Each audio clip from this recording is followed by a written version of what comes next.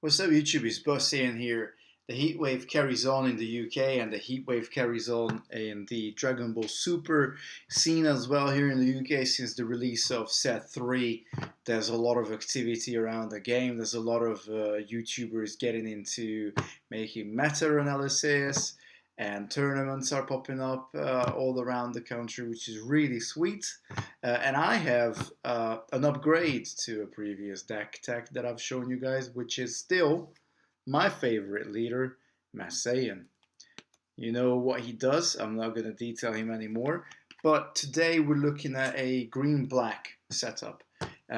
Shout out to my anonymous friend who helped me build this deck by borrowing the veggie package. I didn't feel like splashing out over £100 for it, but recently I understood the power of these cards, and I thought, like, okay, well, gotta build a deck around it. You gotta evolve. That's the whole point of any card game, really. If you can make your deck better, you should do it. So let's jump into this right now.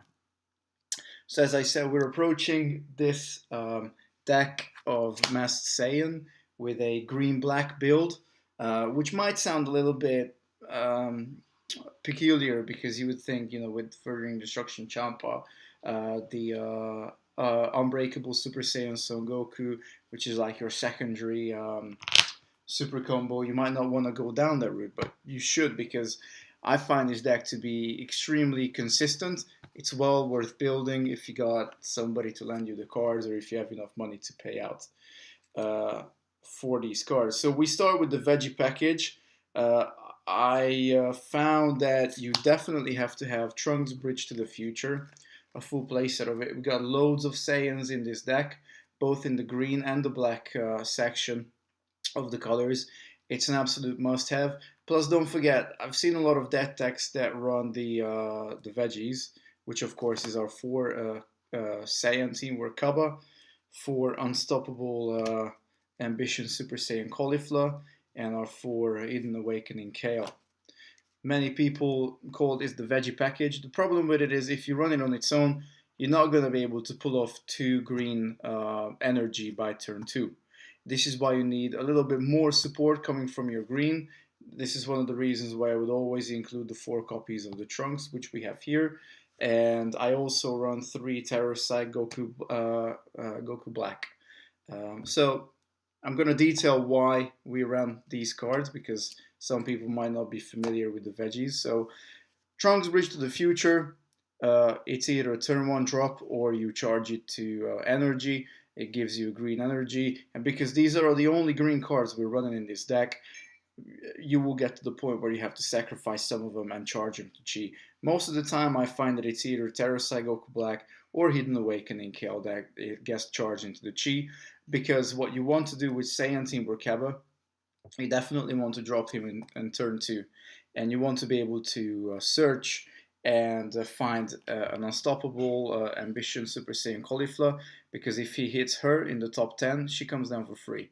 All of a sudden you drop the 10k power and you get a 20k power, and also what Caulifla gives you is basically her 2 permanent effects help you to negate the negative side of Hidden Awakening Kale. When she comes into play, you have to send one of your battle cards into your discard, but you also get to basically shoot one of your opponents, well, any of your opponent's battle cards with a total cost adding up to 5 or more.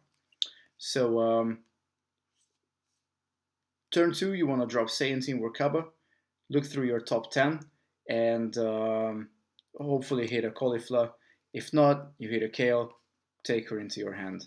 And that's basically what he does. Later, you can keep him down. You probably don't have to attack with him. He's a good plus 5k combo if you have to. Plus, he makes all your Kales, all your Cauliflas 1 energy cheaper. Specifically, he reduces green cost as well, which is extremely good. So very, very good turn 2 drop. This is exactly what you want to go for. When we get Caulifla down, we can also pick a card from our life, which helps us with self-awakening and a bit of card advantage, exactly what we want. And then if you can drop Hidden Awakening Kale, She's got critical, which is excellent. I explained her second power, and every time she attacks, if you have 5 or less cards in your hand, you draw a card. So extremely good in keeping your hand fueled as well. Finally, a Terrorsight Goku Black. For a 3-drop, we get a 15k attacker, and we get 2 5k, 10k shadow tokens, which have a 5k combo value. And if you be playing with Zamasu, you can search your deck for a Zamasu and put it into your hand as well. We don't worry about that. We just want to build more presence with Goku Black. Sweet little card. I also had him in my previous Mirror budget build, but he gained a lot of popularity, so I don't know if he's a budget option anymore. He's an uncommon, but I'm sure that a lot of people are looking for him. This copy. So this is our green package. This is what we go with. We have pretty much everything we need in this package. We have board presence. We can make our cards cheaper. We can dig for our cards. We can help ourselves with self-awakening. We have critical attack. We have removal, and we have additional card advantage that we can get. So this is what makes pretty much any deck you run these cards in very, very consistent, extremely consistent. So that's it for our green package, as I said. And let's move on. Let's look at the black cards. We got 4 Time Patrol Trunks, and the reason why I run him is because, again, we get card advantage with him. What Masked Saiyan wants to do, he wants to put cards into your discard anyway. So you're fueling your Overrealm. You want to be able to use that Overrealm fuel pretty much every turn if you can. You don't want to build up and end up sending 7-8 cards into your Overrealm when you Overrealm. This is when you want a constant fuel Overrealm comes. So I'm going to go through. We got 4 play sets where we can use to Overrealm our cards with. So we get to look at the top 2 cards of our deck, take one into our hand. The other one we can leave on top or put it at the bottom of the deck. He can be also good to set up Trunks. He can be also good to set up Saiyan Team or Kaba. Excellent combination with what we do here. Put him to the side. Then we have an amazing removal and an amazing card for Self-Awakening, which is Increasing Evil Masked Saiyan. I opted to run the full playset, again for 2 reasons. I want to have sufficient removal. I want to have something else besides Kale who can come down. You know, if I get cold bloodlusted, I want to be able to still have cards at my disposal, which I don't necessarily have to pay a lot for. Again, he's an Overrealm 4 for only 1 energy cost to remove a card from our opponent's side, and it actually sends it to the warp, which is even better than Kale's attack, because if you play a mirror or you play against a mirror deck or a mirror against Masked Saiyan or against a mirror deck, both will be utilizing Overrealm. You probably want to send their cards into the warp rather than into their discard pile. You don't want to help to fuel their Overrealm capabilities. And he also helps with Self-Awakening. You can select a card from your life and add it to your hand. Then we got the old school combo. We got 4 Mirror from the Darkness. And of course, we run the 4 Furthering Destruction Champa. I didn't want to give up this combo. Being able to hit our opponent for 3 critical hits in our first or second turn, depending whether we go first or second, is, you know, you can't miss that. That's one of the main reasons why you want to play Masked Saiyan, and you should always include this combo no matter what. No matter what. So again, Mirror from the Darkness. He's basically an Overrealm 4, and if he's played with Overrealm, he gets critical. So again, if you don't know this combo, first turn you drop, let's say you come second, so you can attack Masked Saiyan, activate, put 3 cards into your discard. Hopefully you hit at least the black card, so he gets critical. And then because you played an energy, you send him to attack. You combo with your Furthering Destruction Champa, giving him double strike. And because you combo with Champa, you will get 4 cards in your discard pile. You Overrealm for 4, drop Mirror, and he attacks him with another critical attack. Maybe you might have to combo a few more 5,000s on them, depending what deck you play against, but pretty much all our cards are 5,000 combos, so you don't have to have an additional energy to be able to pull that off. So definitely run the 4 Mirror 4 Champa combo. Is just it's worth it. Um, it would be silly not to. But then again, it depends from everybody's playstyle what they want to run. So it's really up to you what you run. I would recommend this. And then we got 4 Trunks Power Overseeing Time. Indeed, this card has boomed in terms of popularity. I remember when Crossworlds came out in the States, this card was like $2-3 on YouTube on eBay, and now it goes for like $10 easily, even to the day. So it really boomed in price. Everybody used to run Killer Sword Trunks, and everybody cottoned on to the fact that Power Overseeing Time Trunks is actually more easy to be played because it will only cost you 2 energy and 4 overwhelm. You don't have to evolve him to reap the benefits. Plus, you can put anything back into your hand. You don't have to pick a card and have to play it. The energy cost doesn't have to be 3 or less. With him, you can pick anything you want. And he also has double strike, which is sometimes overlooked, but he can be game finishing as well. And again, only for 2 energy. For us to overwhelm 4, it's nothing more easy. Excellent stuff, excellent card fuel, can be a finisher, can be a mid-game attacker as well, so well worth running the full playset in my opinion. One of the things I've done with this deck is I really streamlined it. I had enough of 2 cards of this, 3 cards of that, sort of trying to squeeze everything in. What you want is consistency, and I believe, you know, with the play testing I've done with this deck, I've achieved it. Finally, we're on 3 Haru Haru Attacker Majin, and you might be thinking that I'm crazy running this card because I got like a 40% chance for this card to be good.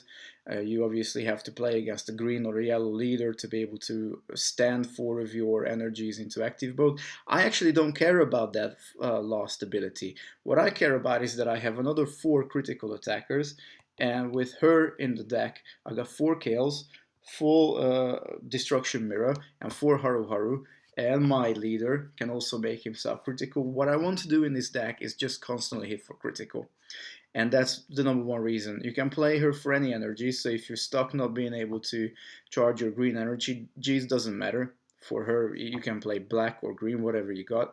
And of course, she allows you to put up to 2 cards from the top of your deck into your drop area when you play her. So not only is she a critical 15k critical for 3 energy, you can also fuel your overrealm, which can be excellent if you want to play your overrealm 4 cards like our increasing evil Masked Saiyan or our Mirror from the Darkness. And that's exactly what we're hoping to get out of her. Now, I would say, you know, if you end up with her in your opening hand, mulligan her away. There's quite a few cards you should mulligan away in your first hand. You want to really push for some level of green cards, hopefully at least 2 green cards in your hand, maybe a Trunks. Definitely a Saiyan Teamwork Cowboy is excellent to have.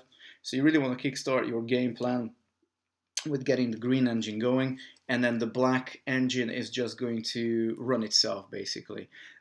It's almost second nature how this deck runs himself, herself, whatever, itself, because all you need to really focus on is getting your green cards in your opening hand, and the rest is going to go naturally.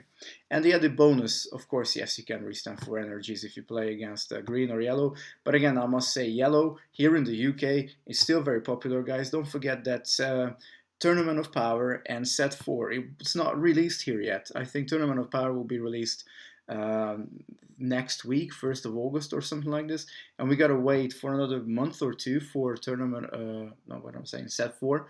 So Haru Haru will actually be, even though, as I said, she's not included first and foremost for her restanding ability, she's actually very relevant in this deck. So going back to the combo cards that we use, I like to look at these separately. We got the 4 Furthering Destruction Champa, just an excellent card really. You're not gonna play him, never gonna be used as a character, or very unlikely that you're gonna charge 2 red energies and be able to play him, so you don't care about that. But what you care about is that he's a 10k combo and grants double strike to anybody who uses it. So again, going back to what we said about our combo our combo cards with critical. If we can pull off the first turn, second turn combo with Masked Saiyan Furthering Destruction Champa, that's a double strike critical. We can also do the same thing. We can grant double strike to Mira for another double strike critical, or we can use him with Haru Haru, or we can use him with Kale. With Kale as well. So we got loads of critical attackers that can get double strike through Champa. And again, that's basically, I think, one of the best ways to attack your opponent is through critical. Why would you want to give him cards? Don't give him cards if you don't have to. Don't give him card advantage. You know, that's not what you want to do. You want to keep him low on possibilities. You want to keep him constantly under pressure. We're on the best super combo in the game. Arguably it's Shugesh, but again, they've already printed cards against Shugesh, so clearly Bandai doesn't like Shugesh. And don't forget that basically this super combo can be put into any deck as long as you can fuel your discard zone. This is splashable to any deck whatsoever.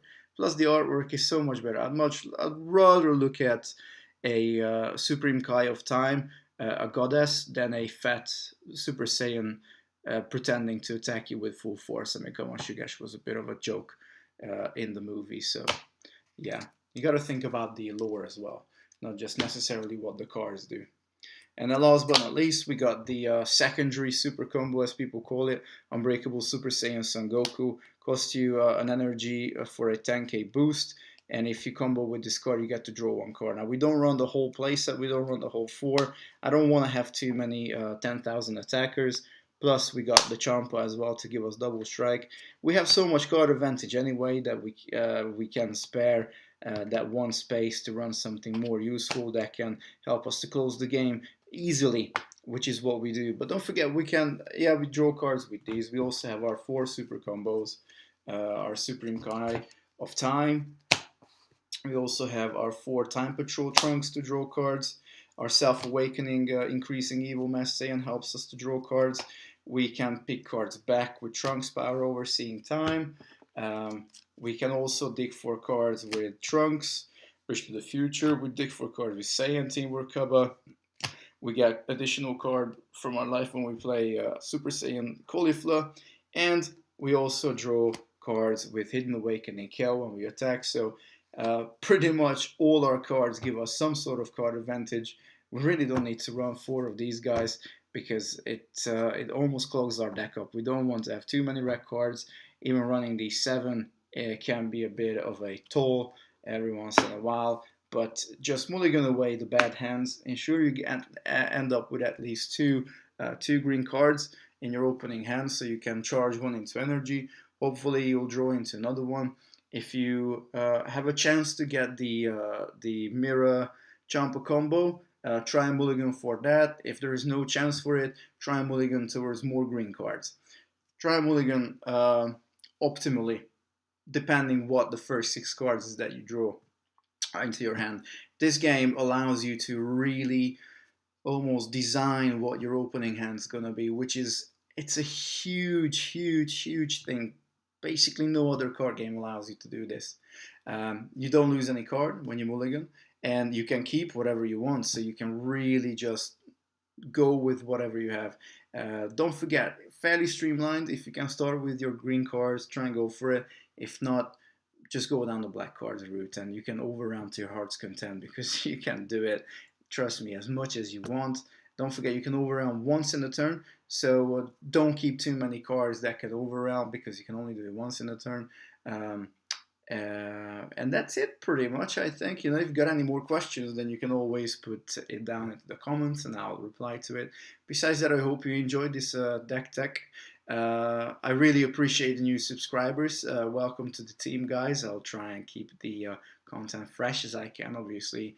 I'm aware that Dragon Ball Super videos seem to be pretty much catching on my channel, so I'll try and give you the content that you're looking for.